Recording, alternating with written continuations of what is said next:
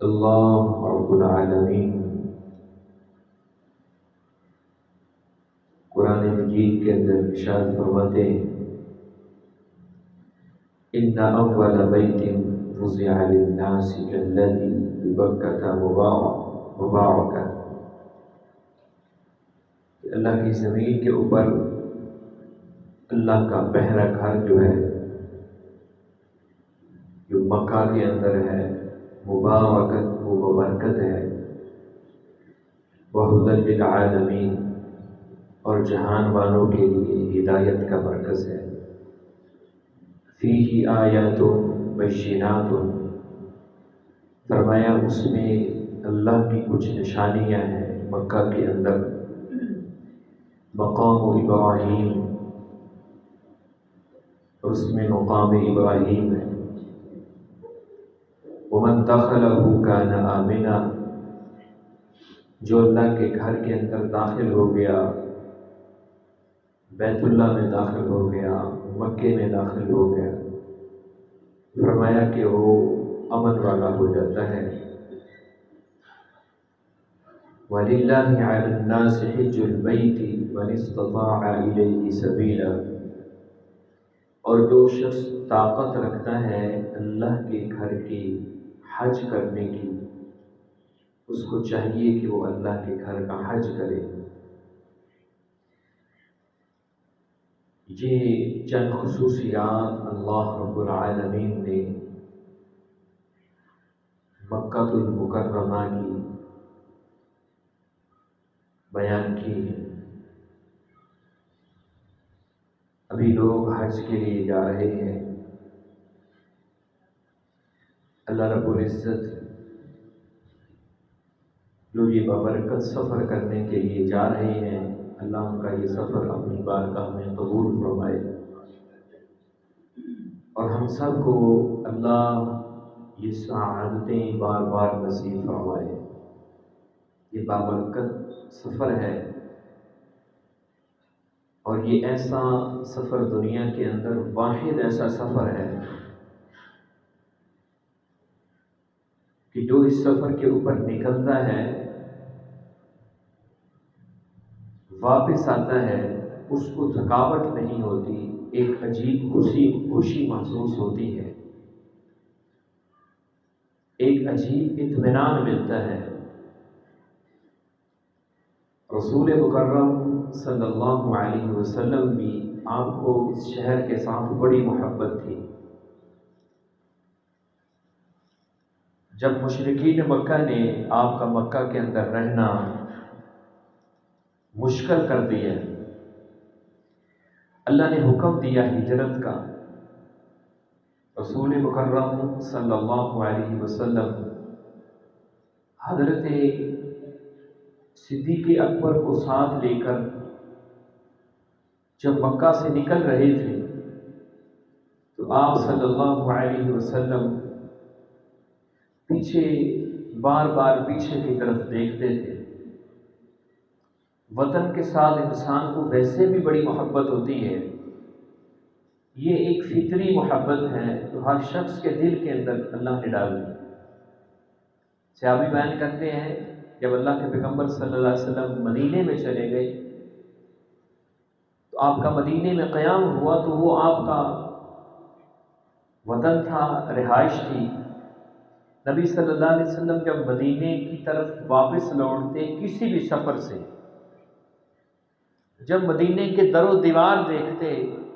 مدینے کے مکانات آپ کو نظر آتے، مدینہ شہر جب آپ کو نظر آنے لگتا تو نبی صلی اللہ علیہ وسلم اپنی سواری کو تیز کر دیتے۔ یہ ایک فطری محبت ہوتی ہے ہر انسان کے دل کے اندر اپنے وطن کے ساتھ، اور جس کا وطن بھی مکہ جیسا بابرکت شہر ہو اس کی محبت کے تو کیا ہی کہیں۔ یہ ہجرت کا سفر آسان نہیں تھا، اس کو سننا آسان ہے، سنانا آسان ہے، لیکن جن لوگوں نے یہ سفر کیا ہے وہ جانتے ہیں یہ کتنا کٹھن مرحلہ تھا۔ نبی صلی اللہ علیہ وسلم جب بیت اللہ کو چھوڑ رہے ہیں، حضرت صدیق اکبر ساتھ ہیں، آپ پیچھے بار بار دیکھتے ہیں مکہ کی طرف، اور آپ صلی اللہ علیہ وسلم فرما رہے تھے واللہ انک لخیر ارض اللہ، اللہ کی قسم اے مکہ تو اللہ کی زمین کے اوپر بڑی بابرکت جگہ ہے، وَأَحَبُّ أَرْضِ اللَّهِ إِلَى اللَّهِ، تیرے ساتھ اللہ کو بڑی محبت ہے، اے مکہ اللہ کو تیرے ساتھ بڑا پیار ہے، وَلَوْلَا أَنِّي أَخْرَجْتُ مِنْكَ مَا خَرَجْتُ، اگر یہاں کے رہنے والے مشرکین مکہ مجھے نہ نکالتے ہیں تو میں محمد کبھی بھی تجھے چھوڑ کر نہ جاتا۔ یہ رسول مکرم صلی اللہ علیہ وسلم کی محبت تھی۔ مدینے کے اندر چلے گئے تو صحابہ کرام کی مکہ کے ساتھ محبت کا یہ عالم تھا کہ مدینے کے اندر ایک وبا آتی تھی بخار کی جو بڑی شدید ہوتی تھی۔ جب صحابہ کرام ہجرت کر کے چلے گئے تو بار بار صحابہ کرام جب بھی کوئی مشکل وقت آتا تو مکے کو یاد کرتے تھے۔ ایک دفعہ وبا آئی تو نبی صلی اللہ علیہ وسلم نے صحابہ کرام کو دیکھا کہ صحابہ کرام رو رہے ہیں اور ساتھ مکہ کو یاد کر رہے ہیں، بیت اللہ کو یاد کر رہے ہیں۔ نبی صلی اللہ علیہ وسلم نے ہاتھ اٹھائے، آپ صلی اللہ علیہ وسلم نے صحابہ کرام کے لیے دعا کی، یا اللہ یہ میرے صحابہ کا دن نہیں لگتا مدینے کے اندر، یا اللہ جیسا تو نے مکے کی محبت ان کے دلوں میں ڈالی تھی ویسی محبت ان کی مدینے کے بھی دل میں ڈال دی، اور پھر آپ نے فرمایا یا اس سے بھی زیادہ او اشد حبا، یا اس سے بھی زیادہ محبت ان کے دل کے اندر ڈال دی۔ تو یہ اللہ کی زمین کے اوپر اللہ کا وہ گھر ہے جس کے ساتھ اللہ کو بڑی محبت ہے۔ اس کی 4 خصوصیات اللہ رب العزت نے اس آیت کے اندر بیان کی ہیں جو میں نے آپ کے سامنے ابھی پڑھی ہے۔ پہلی خصوصیت اللہ نے فرمایا یہ بابرکت گھر ہے، برکتوں والا گھر ہے، رحمتوں والا گھر ہے۔ اور دوسری خصوصیت اللہ رب العزت نے فرمایا اگر کوئی شخص ہدایت کو طلب کرنا چاہتا ہے تو وہ یہ دیکھے کہ بیت اللہ کے اندر لوگ کیا کرتے ہیں، ہدی للعالمین، مکہ المکرمہ اللہ کا گھر ہدایت کا مرکز ہے، ہدایت کا مرکز ہے تمام جہانوں والوں کے لیے، صرف مکے والوں کے لیے نہیں، صرف عرب والوں کے لیے نہیں، پوری دنیا کے لیے ہدایت کا مرکز اللہ کا گھر بیت اللہ ہے۔ اور اگلی خصوصیت اللہ رب العزت نے بیان کی فیہ آیات بینات، اس میں اللہ کی نشانیاں ہیں۔ وہ کون سی نشانیاں ہیں؟ وہ حجر اسود ہے، وہ آب زمزم ہے، بہترین بابرکت پانی ہے۔ نبی صلی اللہ علیہ وسلم نے فرمایا ماء زمزم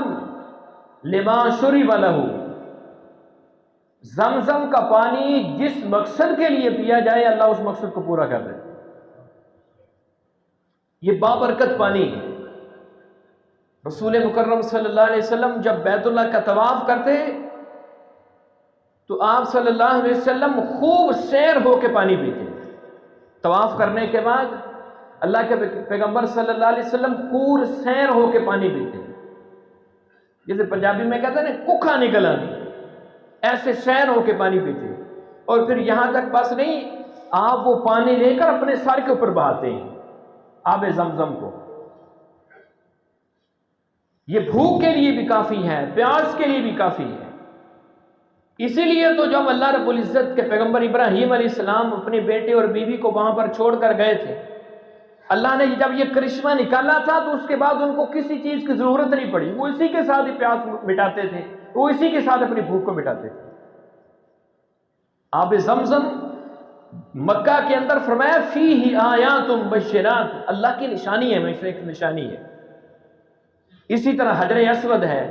اللہ کی نشانیوں میں سے ایک نشانی ہے۔ اللہ کے پیغمبر صلی اللہ علیہ وسلم فرماتے ہیں جب اللہ نے اس کو جنت سے نیچے اتارا زمین کے اوپر، فرمایا یہ سفید تھا، اور لوگوں کے گناہوں کو چوس چوس کر یہ سیاہ ہو گئے۔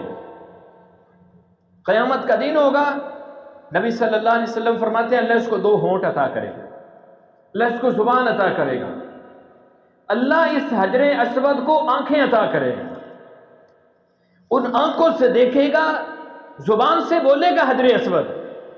جس نے ایمان کی حالت کے اندر ایک دفعہ حجر اسود کا استلام کیا ہے یا بوسہ دیا ہے،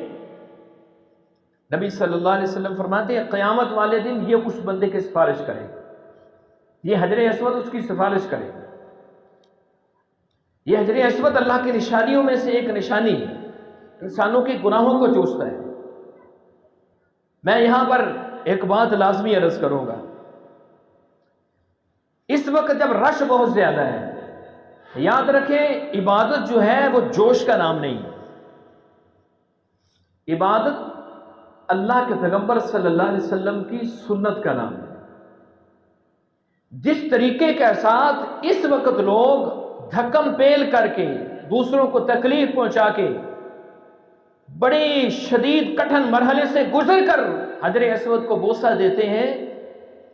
ایسا کرنا وہاں پر ویسے ہی گناہ ہے۔ ہم سمجھتے ہیں کہ لوگ سمجھتے ہیں کہ وہاں پر ثواب لے رہے ہیں، یہ ثواب نہیں، یہ گناہ ہو رہا ہے۔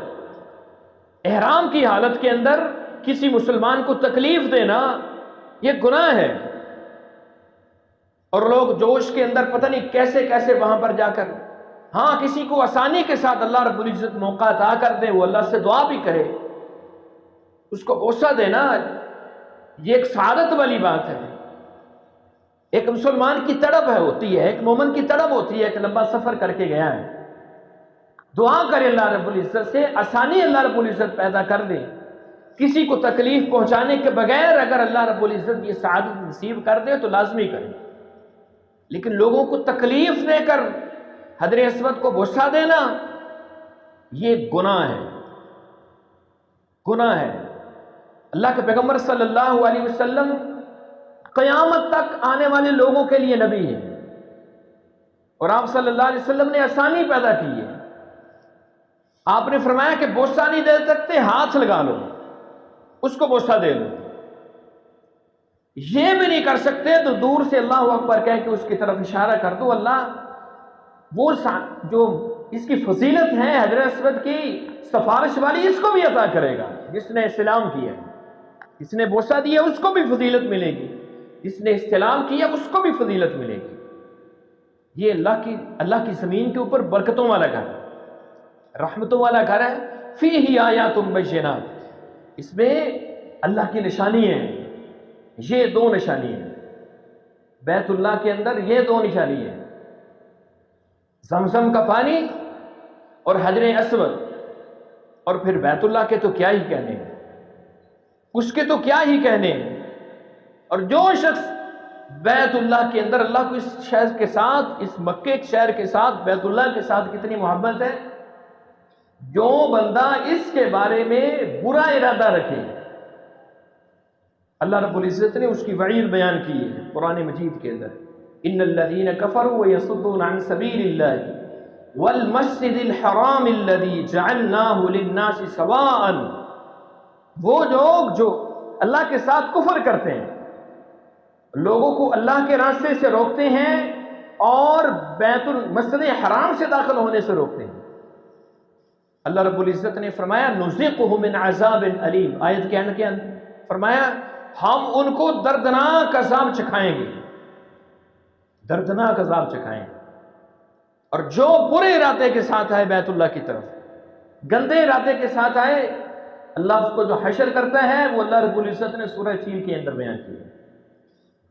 سورہ فیل کے اندر اللہ رب العزت نے اس کو بیان کی ہے۔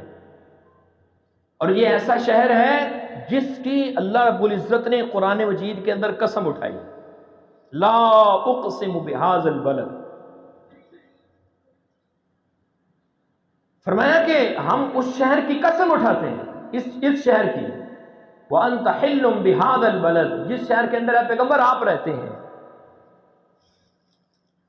یہ ہجرت سے پہلے والی صورت ہے، اللہ کے پیغمبر مکے کے اندر رہتے تھے، اللہ رب العزت نے مکہ شہر کی قسم اٹھائی، اور رسول مکرم صلی اللہ علیہ وسلم فرماتے ہیں، آپ صلی اللہ علیہ وسلم نے فرمایا اللہ کی زمین کے اوپر صرف 3 جگہ ایسی ہیں، لا تشد الرحال الا فی ثلاث، اللہ کی زمین کے اوپر صرف 3 جگہ ایسی ہیں، لا تشد الرحال الا فی ثلاثۃ، صرف 3 جگہ ایسی ہیں جن کی طرف ثواب کی نیت سے سفر کیا جا سکتا ہے۔ تو 3 جگہ کون سی ہیں؟ نبی صلی اللہ علیہ وسلم نے فرمایا مسجد حرام، دوسری مسجد اقصی، اور تیسری آپ صلی اللہ علیہ وسلم نے فرمایا وہ مسجدی ھذا، میری مسجد مسجد نبوی۔ یہ 3 مسجدیں اللہ کی زمین کے اوپر ایسی ہیں جن کی طرف جو بندہ رخت سفر باندھے گا اللہ رب العزت اس کو ثواب عطا کریں گے۔ ثواب کی نیت سے سفر کرنا بیت اللہ کی طرف، مسجد اقصی کی طرف، مسجد نبوی کی طرف، یہ بڑی فضیلت والا کام ہے۔ اور نبی صلی اللہ علیہ وسلم نے فرمایا جس نے مسجد حرام کے اندر 1 نماز ادا کی، 1 نماز ادا کی، اللہ اس کو 1,00,000 نماز کا ثواب عطا کرتے ہیں، 1,00,000 نماز کا ثواب عطا کرتے ہیں۔ اور وہاں پر ہم نے کچھ ایسے بھی بد نصیب لوگ دیکھے ہیں، اتنا لمبا سفر کر کے گئے ہیں اور توفیق نہیں ملتی بیت اللہ کے اندر نماز پڑھنے کی، اپنے ہوٹلوں میں نماز ادا کر رہے ہوتے ہیں، اپنے ہوٹلوں میں نماز ادا کر رہے ہیں، کیا ہے جی چل کے جایا نہیں جاتا ہے۔ اللہ کے بندو جس مقصد کے لیے گئے ہو وہ مقصد پورا کرو، اس مقصد کو پہچانو، اس مقصد کو پورا کرو۔ اور سب سے بڑی بات جو اس صورت کے اندر اللہ رب العزت، اس آیت کے اندر اللہ رب العزت نے بیان کی، جو میں نے آپ کے سامنے پڑھی بھائی، وَلِلَّهِ عَلَى النَّاسِ حِجُّ الْبَيْتِ مَنِ اسْتَطَاعَ إِلَيْهِ سَبِيلًا، اللہ رب العزت نے فرمایا جو شخص طاقت رکھتا ہے بیت اللہ کے حج کی، اس کو چاہیے کہ وہ بیت اللہ کا حج کرے، فرض ہے اس کے اوپر۔ ایک بات اور یاد رکھیں، ہمارے نا خاص طور پر پاکستان کے لوگوں کی مصیبت ہے کہ ہم بیت اللہ کی زیارت، حج، عمرہ اس کو رکھتے ہیں کہ جب سارے کام ہمارے ہو جائیں گے، مکان بھی اسی بنا لیں گے، تیاں پتر بھی ویاہ لیں گے، تو بعد اس جاواں گے کدھر۔ حالانکہ جو لوگ گئے ہیں وہ جانتے ہیں حج اور عمرہ عبادات میں سے سب سے مشکل ترین عبادت ہے، اور ہم کیا کرتے ہیں جب بابا کسی کام کا نہیں رہتا پھر ہم کہتے ہیں بابا جی جاؤ حج کر رہے ہو، وہ پھر وہاں پر جا کر دھکے کھاتا پھرتا ہے، لوگوں کی منتیں کرتا پھرتا ہے، کوئی مجھے طواف کر دے، کوئی کروا دے، کوئی مجھے صفا مروہ کی سعی کروا دے۔ اللہ کی یہ جوانی والی عبادت ہے، اس کام کو پہلے رکھیں، باقی کام سارے بعد میں۔ رسول مکرم صلی اللہ علیہ وسلم نے فرمایا ادیم الحج والعمرہ، لوگوں حج اور عمرے بار بار کرو۔ کیوں؟ نبی صلی اللہ علیہ وسلم نے فرمایا یہ تمہارے لیے رزق میں برکت کا سبب ہے۔ ہمیں شیطان کہتا ہے کہ اگر تو نے حج کر لیا تو مکان کہاں سے بنائے گا، عمرہ کر لیا تو پلاٹ کہاں سے لے گا، حج کر لیا تو بیٹی کی شادی کہاں سے کرے گا۔ ہمارے ایک ساتھی ہیں بڑے غریبی، انہوں نے مجھے بات سنائی، جب میری شادی ہوئی تو میرے پاس صرف 60,000 روپے تھے، اس وقت عمرہ سستا تھا۔ میں نے اپنی بیوی کو کہا کہ ہم کوئی کاروبار کرتے ہیں، کہتے ہیں میری بیوی نے کہا چھوڑو کاروبار، کاروبار اللہ دے گا، مال سب کچھ اللہ دے گا۔ کہتے ہیں چلو عمرے کے لیے چلتے ہیں، عمرے کے لیے گئے، کہتے ہیں جیسے ہی میں واپس آیا سرکاری جاب ہو گئی، پتہ نہیں کتنے 60,000 اللہ رب العزت نے دیے۔ رسول مکرم صلی اللہ علیہ وسلم نے وہی والی زبان سے فرمایا ہے۔ آپ دیکھ لیں جو لوگ بار بار عمرہ کرتے ہیں یا حج کرتے ہیں، میں نے آج تک اپنی زندگی کے اندر کوئی بندہ ایسا نہیں دیکھا کہ جس نے حج عمرہ کیا ہو اور وہ غریب ہو گیا ہو اور اس کی کام نہ ہوئے ہو۔ اس لیے عبادت کو پہلے رکھیں۔ اسی طرح قربانی آگے آ رہی ہے، اس میں بھی کئی لوگ کہتے ہیں کہ وہ جی یہ معاملہ پیچھے پڑا ہے جی، وہ معاملہ پیچھے پڑا ہے جی، ہمارے پاس طاقت نہیں۔ اللہ کے بندو، اللہ کے راستے میں خرچ کرنے سے مال کم نہیں ہوتا۔ حج کرنے والا، عمرہ کرنے والا، قربانی کرنے والا جی اللہ کے راستے میں خرچ کر رہے ہیں، اللہ مال کم نہیں کرتا ہے۔ اللہ پلاٹ بھی دیتے ہیں، اللہ زمینیں بھی دیتے ہیں، اللہ تمہارے سارے کام سیدھے کر دیتے ہیں۔ حج تو اتنی بابرکت عبادت ہے، رسول مکرم صلی اللہ علیہ وسلم فرماتے ہیں جو بندہ بیت اللہ کا طواف کرتا ہے، بیت اللہ کے طواف کے دوران نبی صلی اللہ علیہ وسلم فرماتے ہیں حاجی کے ہر قدم کے بدلے میں اللہ اس کے 10 گناہ معاف کرتا ہے، ہر قدم کے بدلے میں اللہ اس کو 10 نیکیاں عطا کرتے ہیں، 10 اس کے درجے بلند کرتے ہیں۔ اور نبی صلی اللہ علیہ وسلم فرماتے ہیں جب حاجی میدان عرفات کے اندر جمع ہوتے ہیں دن کے وقت اللہ رب العزت، رات کو تو ہم سنتے ہیں نا کہ رات کے وقت، رات کے آخری پہر میں اللہ رب العزت آسمان دنیا پر آ جاتے ہیں بندوں کی حاجتوں ضرورتوں کو پورا کرنے کے لیے۔ لیکن جب لوگ حاجی عرفات کے اندر جمع ہوتے ہیں نبی صلی اللہ علیہ وسلم فرماتے ہیں اللہ اپنے بندوں کو دیکھنے کے لیے آسمان دنیا پر آ جاتے ہیں، عرش چھوڑ دیتے ہیں، پہلا آسمان، دوسرا، تیسرا، چوتھا، پانچواں، چھٹا، سارے آسمان چھوڑ کے اللہ آسمان دنیا پر آتے ہیں۔ اور پھر نبی صلی اللہ علیہ وسلم فرماتے ہیں اللہ ان حاجیوں کی طرف جھانکتا ہے اور جھانک کر اللہ فرشتوں میں فخر کرتے ہیں، دیکھو میرے فرشتوں، یہ میرے وہ بندے تھے جن کے بارے میں تم کہتے تھے کہ یہ زمین پر جا کر خون ریزیاں کریں گے، فساد برپا کریں گے، زمین پر جا کر فساد برپا کریں گے۔ دیکھو کیسے ایک ہی لباس کے اندر دنیا کے کونے کونے سے اکٹھے ہو کر ایک ہی جملہ پکار رہے ہیں، ایک ہی لباس کے اندر، کوئی گورا ہو، کوئی کالا ہو، کوئی عربی ہو، کوئی اجمی ہو، کوئی غریب ہو، کوئی امیر ہو، کسی کا کوئی امتیاز نہیں۔ اور پھر یہاں تک بس نہیں، نبی صلی اللہ علیہ وسلم فرماتے ہیں اللہ فرشتوں کو گواہ بنا کے کہتا ہے کہ میں نے ان سب کو معاف کر دیا جو عرفات کے اندر جمع ہے، میدان عرفات کے اندر جو جمع ہے۔ بلکہ میں نے ایک روایت کے اندر پڑھا ہے نبی صلی اللہ علیہ وسلم فرماتے ہیں کہ جب حاجی حج کر کے فارغ ہوتا ہے نا اللہ ہر حاجی کے لیے ایک فرشتہ مقرر کرتا ہے، ہر حاجی کے لیے۔ اور وہ فرشتہ کیا کرتا ہے جب وہ حج کر کے فارغ ہوتا ہے تو وہ فرشتہ اس کے کندھے کے اوپر ہاتھ رکھتا ہے اور کندھے کے اوپر ہاتھ رکھ کے کہتا ہے جہاں اللہ نے تیرے پچھلے سارے گناہ معاف کر دیے، فرشتہ اس کو کہتا ہے۔ اور پھر قربانی، حاجی جب قربانی کرتا ہے نبی صلی اللہ علیہ وسلم فرماتے ہیں حاجی کی قربانی کے جسم کے اوپر جو بال ہوتے ہیں نا ہر بال کے بدلے میں اللہ اس کو ایک نیکی عطا کرتا ہے، ہر بال کے بدلے۔ اس لیے حج اور عمرے کو پہلے رکھیں، باقی سارے کام بعد میں رکھیں، سارے کام ہوتے رہتے ہیں۔ جس شخص کے اوپر حج فرض ہے اگر وہ نہیں کرتا اس حالت میں وہ اس دنیا سے چلا گیا وہ گناہگار ہوگا۔ اسی اللہ رب العزت نے آپ کو توفیق دی ہے تو بار بار جائیں، بار بار جائیں، مال کے اندر اضافہ ہوتا ہے، یہ بیت اللہ کی فضیلت ہے، یہ بیت اللہ کے حج کی فضیلت ہے۔ اور پھر جو اپنے مقام پر ہیں، جو بیت اللہ کے حج کے لیے نہیں گئے، اللہ نے عرفات کا دن حاجی جب حج کے لیے جمع ہوتے ہیں اللہ نے اس دن ان لوگوں کو بھی محروم نہیں رکھا جو لوگ اپنے مقام پر ہیں، اپنے گھروں کے اندر، جو بیت اللہ کے حج کے لیے نہیں جا سکے۔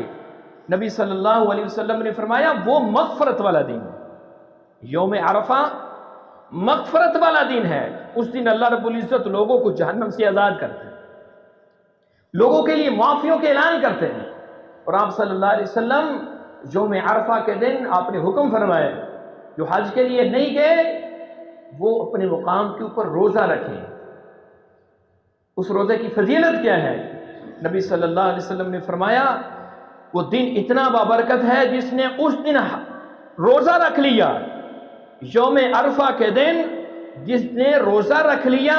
اللہ اس کے 2 سال کے گناہ معاف کر دیتا ہے، 2 سال کے گناہ معاف کر دیتا ہے۔ اس لیے ہم اللہ رب العزت سے دعا گو ہیں کہ جو لوگ جا رہے ہیں اللہ ان کو ان کی یہ سعادتیں اپنی بارگاہ میں قبول فرمائے، اللہ قدم قدم کے بدلے میں گناہوں کو معاف فرمائے۔ اور جو لوگ نہیں گئے ہم سب کو بھی اللہ رب العزت کی سعادتیں بار بار نصیب فرمائے، بار بار اللہ رب العزت ہمیں حج اور حرمین کی زیارتیں نصیب فرمائے۔ میں ایک بات لازمی عرض کروں گا اسی حوالے سے ہی ہے۔ حافظ یحییٰ عزیز میر محمدی رحمہ اللہ تعالی، ان کے پاس ایک جوڑا آیا، وہ گنڈیریاں لگاتے تھے، آ کر کہنے لگا آپ صاحب کو کہ آپ صاحب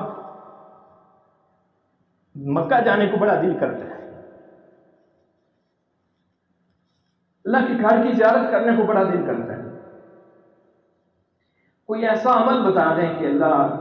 ہمارے لیے آسانیاں پیدا کر۔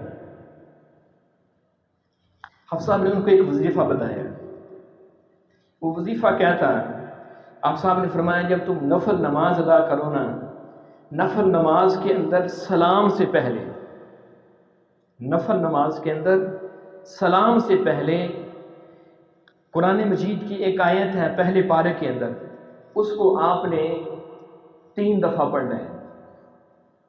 درود پڑھ لیا، درود کے بعد دعائیں پڑھ لی، دعائیں پڑھنے کے بعد آپ نے وہ آیت 3 دفعہ پڑھنی ہے۔ وہ آیت کون سی ہے؟ وَأَرِنَا مَنَاسِكَنَا وَتُبْ عَلَيْنَا إِنَّكَ أَنْتَ التَّوَّابُ الرَّحِيمُ۔ راوی بیان کرتے ہیں کہ اگلے سال وہ جوڑا پھر آیا وہ جوڑا، اور انہوں نے آ کر خوشخبری سنائی کہ ہمارے لیے اللہ رب العزت نے آسانیاں پیدا کی، اور الحمدللہ ہم اللہ کے گھر کو دیکھ آئے، ہم اللہ کے گھر کو دیکھ آئے۔ ہم بھی یہ اور بھی بڑے لوگوں کو ہم نے یہ سنا ہے کہ یہ جو وظیفہ ہے ان لوگوں نے کیا، اور اللہ رب العزت نے ان کو یہ سعادتیں نصیب کی ہیں۔ اللہ رب العزت ہم سب کو یہ سعادتیں نصیب فرمائے، حرمین شریفین کی زیارتیں بار بار نصیب فرمائے۔